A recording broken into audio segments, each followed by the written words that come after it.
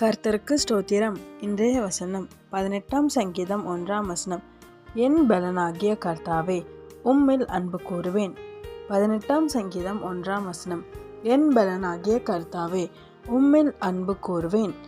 இங்கே வசனம் ரொம்ப அழகாக சொல்லுது. பக்தன் விசுவாசமாக சொல்கிறாரு, ரொம்ப அழகாக சொல்கிறாரு. என்ன அப்படின்னா, என் பலனாகிய கர்த்தாவே, உங்களில் நான் அன்பு கூறுவேன். என் பலனே நீங்கள் தான்ப்பா அப்படின்னு சொல்கிறாரு. ஆமேன்.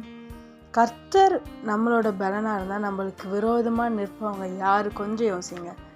யாருமே நிற்க முடியாதுல்ல. ஆமேன். இன்னைக்கு தேவன் உங்கள் பலனாக ஏற்றுப்பீங்களா?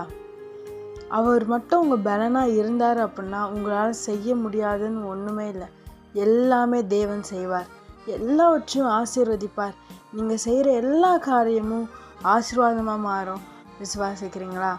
சோர்ந்து போயிட்டீங்களா? இந்த வருஷம் எதுவுமே நடக்கலை, இதோ இவ்வளோ நாள் வந்துட்டேன், ஒன்றுமே நடக்கலை, இன்னும் கொஞ்ச நாள் தான் இருக்குது, என்ன ஆக போகுது, ஏது நடக்க போகுது அப்படின்னு நினைக்கிறீங்களா? ஏசப்பா சொல்கிறார், உன் பலனா என்னை ஏற்றுக்கொள். இது வரைக்கும் நீ உன்னை சார்ந்திருந்த, உன் சுயமாக சார்ந்திருந்த, இப்போது என்னை சார்ந்து கொள், என்னை பற்றி கொள், என்ன பலனை ஏற்றுக்கொள்ளு, நிச்சயமாக காரியங்கள் வாய்க்கும்னு சொல்கிறாரு. ஆமேன். உம்மில் அன்பு கூறுவேன்னு சொல்கிறார். பக்தன் ரொம்ப அழகாக உம்மில் அன்பு கூறுவேன். அவரை நேசிங்க, அவரை நம்புங்க. நிச்சயமாக அவர் உங்கள் வாழ்க்கையில் ஒரு அற்புதத்தையும் அதிசயத்தையும் செய்து ஆசீர்வாதத்தை உங்களை உயர்த்துவார். ஆமேன்.